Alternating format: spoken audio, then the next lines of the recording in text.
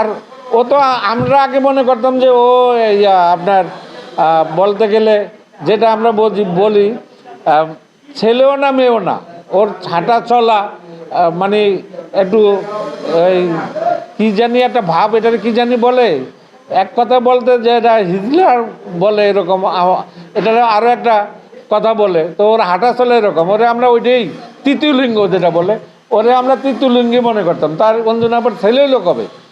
সে তো সবসময় আমাদের কমিটিতে ছিল, শিল্পী সমিতির কমিটিতে ছিল, সবসময় সে আসা যাওয়া করতো। এখন সে হঠাৎ এসে বলে সে আমার মা। মা বলে কারে? মা যে প্যাডে নিয়ে জন্ম দেয় তারে মা বলে। আর এই ছেলেটা এত বড় মানে ভয়ঙ্কর, সে অঞ্জনাপার যে আগের হাজব্যান্ড ছিল আজিজুর রহমান ভুলি, তার সে আইডি কার্ড বানাইয়া ওই আইডি কার্ডে অঞ্জনাপা তার মা এবং আজিজুর রহমান ভুলি তার বাপ, সেটা বানায়, এই আইডি কার্ড বানাইছে। তাহলে যে অঞ্জনা আপা যে মারা গেছে নিশ্চয়ই তার হাত আছে। সে যেহেতু এত বড় জালিয়াতি করতে পারছে, অবশ্যই যদি এটা তদন্ত করা হয় তাহলে বোঝা যাবে যে এই অঞ্জনা আপার মৃত্যুর সাথে তার কোনো না কোনোভাবে একটা বিশাল হাত আছে। আমি মনে করি তারে আইনের আওতায় আইন না, জিজ্ঞাসা করে এটার একটা ভালো সমাধান দেওয়া উচিত।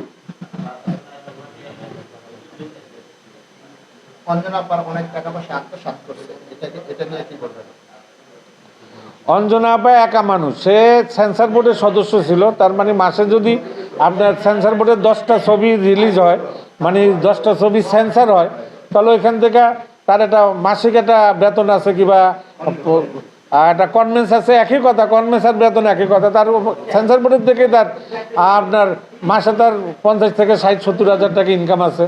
তারপরে সে বিভিন্ন জায়গায় শো করে, বিভিন্ন সেলিব্রিটি হিসাবে বিভিন্ন জায়গায় যায়, সেখানেও সে একটা ভালো টাকা পায়। মাসে 2-3 বার তার এরকম 2-3টা শো হয়।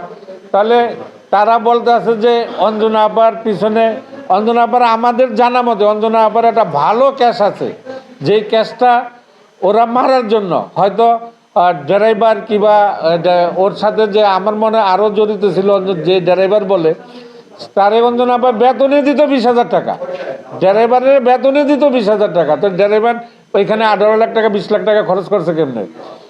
অঞ্জনা আপার একটা ফ্ল্যাট ছিল উত্তরাতে, সরকারি ফ্ল্যাট, সে ফ্ল্যাটটা বিক্রি করছে 3 কোটি টাকা, তবে তার চিকিৎসার জন্য কোনো টাকা হলো না কেন? এই টাকার জন্যই তো অঞ্জনা আপারে মৃত্যুবরণ করছে। তারে যে কোনোভাবে শারীরিকভাবে নির্যাতন না করলো, তারে কোনো ডোসের সাথে কোনো একটা ওষুধ তারে খাওয়াই দিছে, যার জন্য সে আস্তে আস্তে মৃত্যুর কোলে ঢুলে পড়ছে।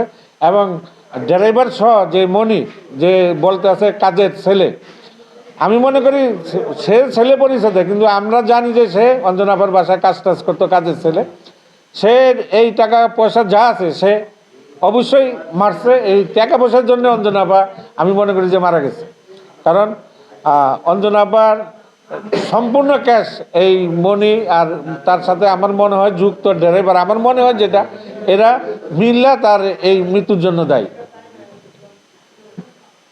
এখন এত টাকা বড় এখন বলতেছে 1 টাকাও নাই।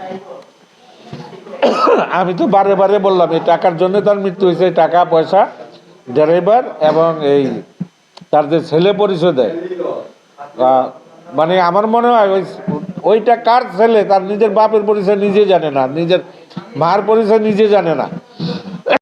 এরকম আমাদের একজন বড় শিল্পীর বিরুদ্ধে সে যেই সমস্ত কথা মরার পরে বলতে আছে, তাহলে আমি মনে করি যে এটা সম্পূর্ণ সে দায়ী। আমি মনে করেন যে ফিল্মের বয়স আমার পরে 30 বছরের মতো, কিন্তু আমি অঞ্জনা আপার একজন অনেক ভক্ত ছিলাম, এক সময় তার ছবি দেখতাম। এখন ফিল্ম আর্টিস্ট, খলনায়ক, ভিলেন করি। আমার জানা মতে অঞ্জনা আপার 2টা বিয়ে হয়েছে, 2টা ঘরে তার কোনো সন্তান নাই। সে আমাদের শিল্পী সমিতির ক্যাবিনেটে অনেকবার ছিল, অনেকবার পাস করছে। আর যে মনির কথা কয়, মনি তো অঞ্জনা আপার কোনো ছেলে না। তা আমি আমার জানা মতে আমি জানি যে তার একজন লোক লাগে বাসায় কাজ টাজ করার জন্য। আমি জানি যে তার একজন লোক লাগে কাজকাম, বাসায় কাজকাম করার জন্য। ওই হিসাবে ওই অঞ্জনা আপার জামা কাপড় টাপড় ধুয়ে দিত, বাসায় কাজ করতো, এটা জানি। কিন্তু এক সময় শুনতে পাই যে মনির যে আপন মা মারা গেছে, সে নিজেও এখানে অ্যাটেন্ড করে নাই। কারণ অঞ্জনা আপার সবসময়, যেমন আমরা যদি আমাদের শিল্পী সমিতিতে কোনো অনুষ্ঠান হইলে, এই যে মনির কথা বলতে আছে, ও তো মানে খুবই খারাপ ছেলে, 4-5টা খাওয়া অঞ্জনা আপার কথা কয়ে নিয়ে যেত। আমি অনেকবার দেখছি তারে, কিন্তু সে এই খাবার নাকি তার দেশে পাঠাইতো, কিংবা তার আত্মীয় স্বজনের ঢাকাতে তার আত্মীয় স্বজন দিত। সে তো মনে করেন যে অঞ্জনা আপার ছেলে তো দূরের কথা, অঞ্জনা আপার কাজের ছেলেরও যোগ্য না।